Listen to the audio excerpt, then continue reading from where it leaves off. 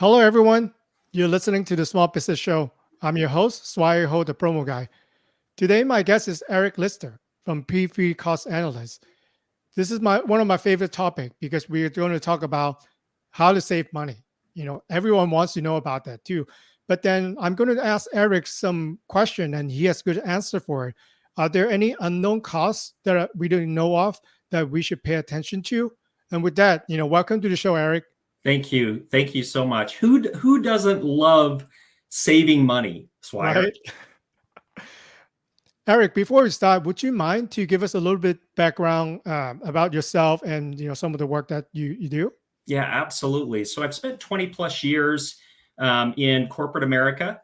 And recently, however, over the past year, I took the leap into business ownership and started my own business as a franchisee with P3 Cost Analysts, helping people truly identify unknown costs and putting those unknown costs savings back into their budget.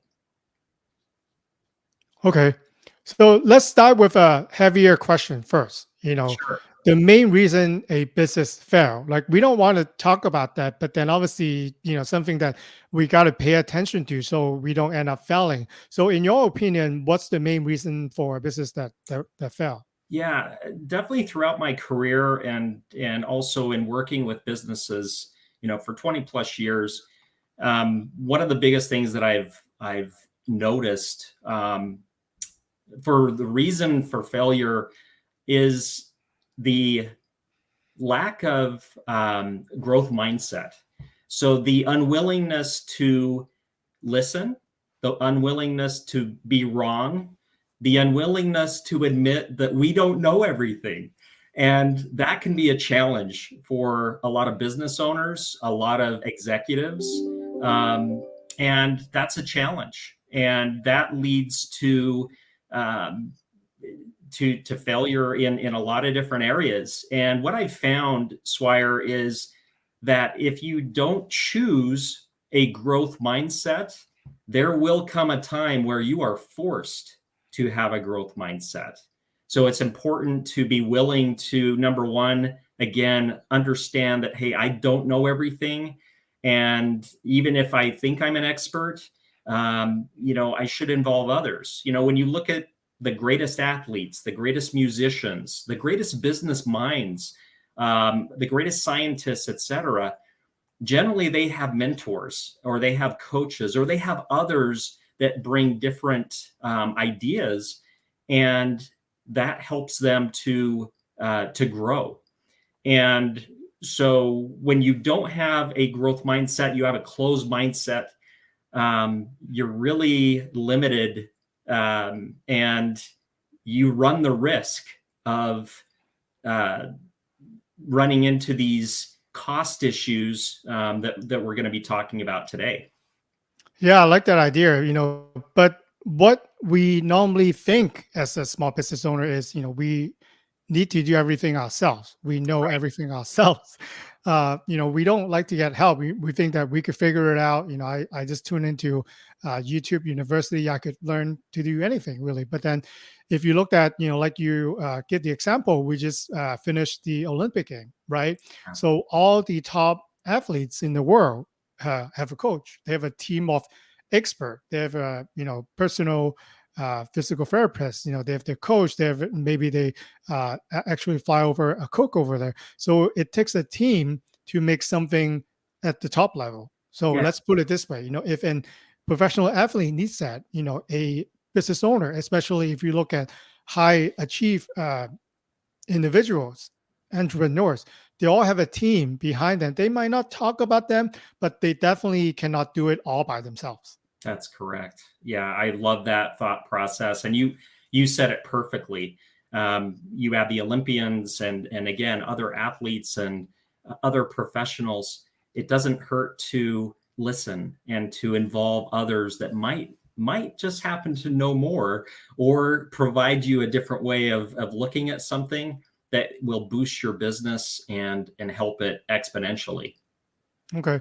Yeah, let's dive into some cost savings, right? That's what people are tuning in for. So you mentioned that there are some unknown costs for business owners. So obviously, if I think the obvious will be, I can pay less for rent, or I could, buy cheaper from my vendor. Is this the cost savings that we're talking about, or you looking at it a deeper angle for in terms of cost savings? Yeah, I think the operative word here, Swire, is the word unknown. Hmm. And that's really the challenge. Again, it goes back to that growth mindset, is being willing to believe or understand that there are unknown costs that you're just not aware of. When you think of a big iceberg out in the ocean, all you can see is the top, 1/3, but there's 2/3 that is under the water that you can't see. And so, with respect to unknown costs that we're talking about, it really ties into vendor errors. So, for example, your utilities, your waste and recycling, your merchant processing, your uniforms and linens, your um, your property taxes, and other expenses that are non-payroll related, that just get paid every month without any scrutiny.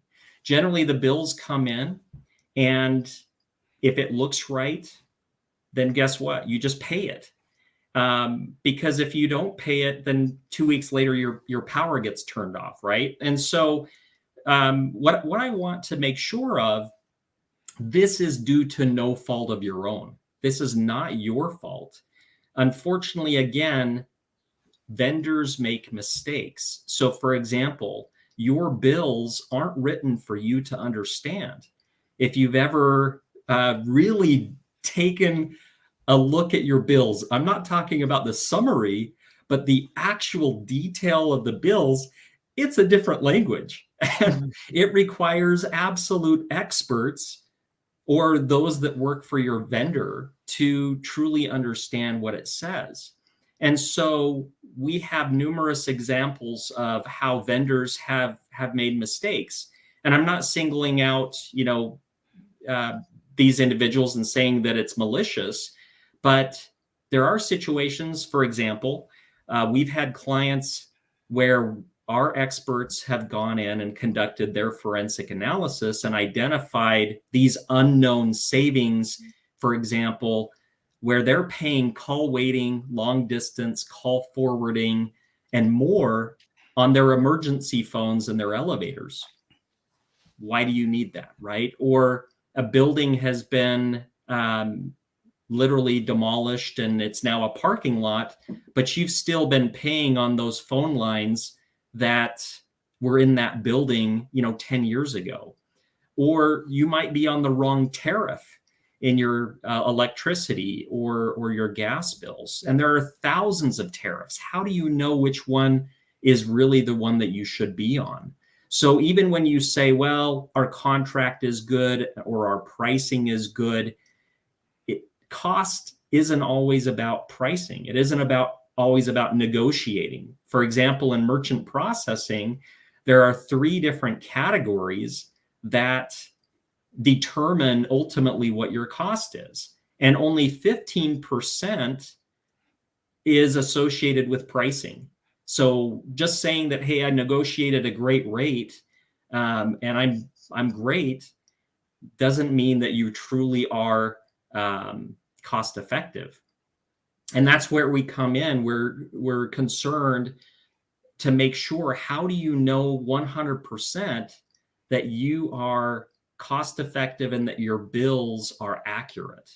And there are just a myriad of, again, examples in the waste and recycling and shredding industry. It's not regulated.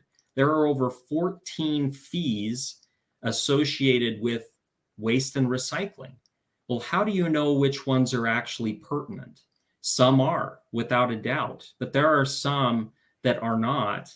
And you're paying that money month in and month out, year in and year out, for years. And that adds up. And that's money that could be put back into your budget to be used in other ways. But again, going back to that growth mindset, just having the willingness to admit that you know what?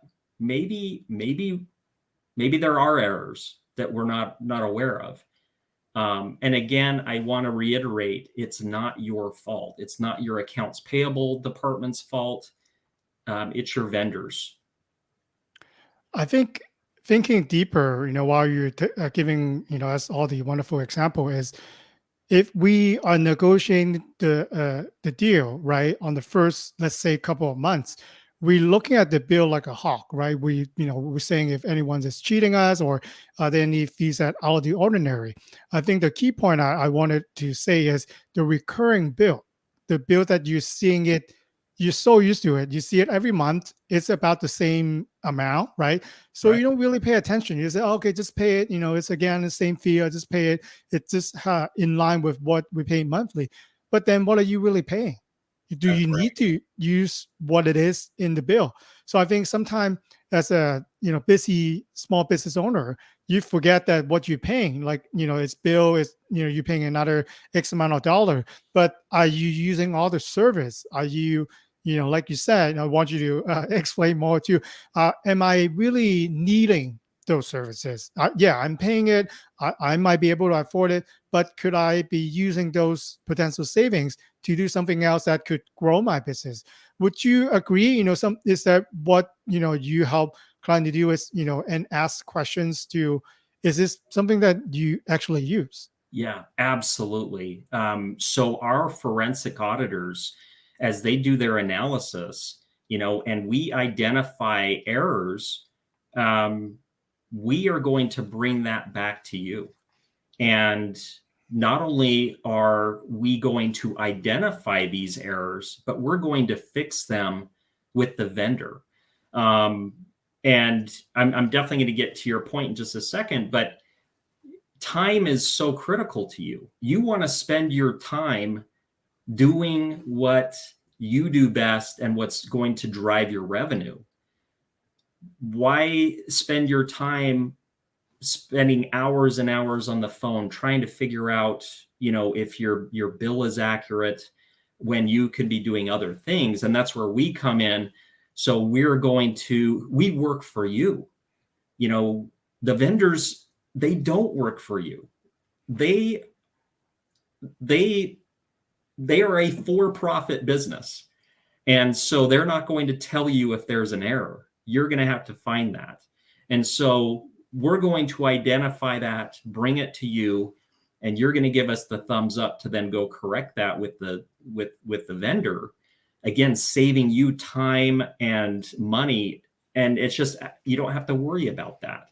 But getting to your point, we're also going to provide you with recommendations. Hmm. And there might be other opportunities outside of just simply errors in the bill. There may be opportunities with different vendors or services, again, as you mentioned, that you just simply don't need. Yeah, it's just so many to think of. Like you said, I do you really want to sit and not be on hold for 45 minutes just to figure Yeah, out an error? I'll give you Sometimes, I'll give you a quick example. okay. I recently helped a charter school that was being overcharged on their natural gas bill. Now, they had been overcharged for years and years and years. Well, guess what? Even through their efforts, they didn't find it. We found it. So we identified that they were being overcharged. And then our forensic analyst, they were the ones that literally spent hours on the phone with the gas provider and also the state tax commission to get those refunds back to the school and back into their budget, so that, as you said, it could be used for other things to benefit the lives of the students and the taxpayers. How often would you suggest a business to, look over, potential savings? And uh, are there more unknown uh, costs out there than, because as we go on, as you get bigger, hopefully growing your business, then there will be more uh, things for savings than if you just started out. Would you agree? Yeah, absolutely. So what we found, so we've been around since 1991, and we've conducted 30,000 plus of these forensic audits. And what we found, Swire, is that 90% of the time, so 9 out of 10 times, we find errors. So we find these savings. Now, each category is different. For example, in waste and recycling and uniforms and linens, and print, managed print, we find 30 to 40% savings on average. In other areas, we may find 3 to 5%. In other areas, 20+% or 15%. But if you combine it all, we generally save an organization 20 to 30% in these categories as we conduct our audits. So it is important. It isn't something to just put off and think that, hey, again, we're good, or I've got a good team. But the question you have to ask, and again, goes back to that growth mindset, is, are we experts? Do we have the time? And if the answer is no, then you definitely need to bring in somebody to take a look at it, to make sure that you're cost effective and you're efficient, and that you don't have errors in your bills. So do you suggest that, whenever there is significant, or should we do it every year, when we file, our taxes, or how often do you suggest a business to go over the costs? So it's interesting. Savings is an all the time thing. I love Vince Lombardi, and he talks about winning. And he has this wonderful quote that says, winning is an all the time thing, not a sometime thing. And if you're in business, you're in business to win. Whether you are a for-profit or a nonprofit organization, I'm sure you're in business and you want to optimize every dollar, and you want to get rid of unknown costs. And so it is an all the time thing. And so our services, we actually conduct monthly audits to make sure that you are effective every month, not just a one-time thing. Because how often, Swire, do these errors occur? Well, they may occur, in month 10 or month 30 or month 3, even after you've conducted your initial audit. And so you want to, again, stay consistent and conduct it every month. Okay, that's very interesting. That sure gives us a lot to think about. And I want to switch topics for a little bit. And I think this is the first on the Small Business Show. I would like you to tell a little bit more about what you do when you're not working, Eric. What is your hobby and your passion, and then we're going to discuss more of how to stay healthy as a business owner. Yeah, absolutely. I mean, I think it can't be, it can't be misstated how important just physically keeping yourself healthy is. And, we've recognized that here over the past several months with respect to the pandemic. And, I have a passion for fitness, and I have, competed in some natural bodybuilding and natural powerlifting through the years. And during the pandemic, when the gyms closed, not being able to work out really impacted me, not just physically, but also mentally and in emotionally and other ways. And so I think it's just important to make sure that you make that a priority in your life. It doesn't have to be grueling. It doesn't have to be that I'm going to run an Ironman or compete in a show or anything like that. But I went out and put together a garage gym so that I have that just in case, in the future gyms are closed as well. But I have no excuse. I can go out at any time. And I do that first thing in the morning after some study and personal study. I go out and get a good sweat on, and that really starts my day out right. It clears my mind.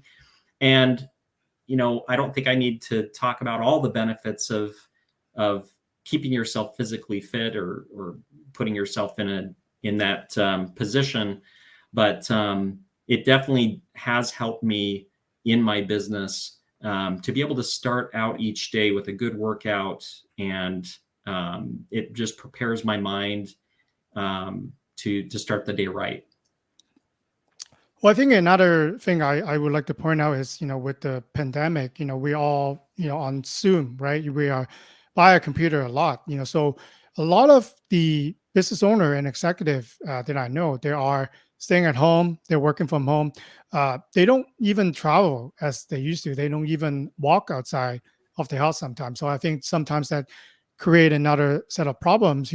Some complain they put on some weight. Some complain that the energy level it's just different. So from your work, I know that you are good at analyzing things. So what would you suggest, and how should we do, like, reflect on our schedule right now, and to somehow, and how do we fit in fitness to a busy schedule? Yeah, I think at first it's just acknowledging kind of how we started the show, acknowledging that, hey, there might be a problem if I'm just spending all my hours in my home office. What can I do to break out? And again, as I mentioned, it doesn't have to be grueling, but even if it's a 15, 20-minute light workout 4 days a week. And that could be yoga, that could be Pilates, that could be, again, resistance training or running, or just anything, hiking, as some of the trails are open, that allows you to, again, get physically active. But yeah, first and foremost is making sure that it's part of your schedule. And again, it doesn't have to be lengthy, and it can fit your schedule. Even if it's in the middle of the day, maybe you don't like to work out in the mornings. You have early morning calls or early morning, meetings. You could do that during lunchtime for 20 minutes or what have you. But whatever works best for you.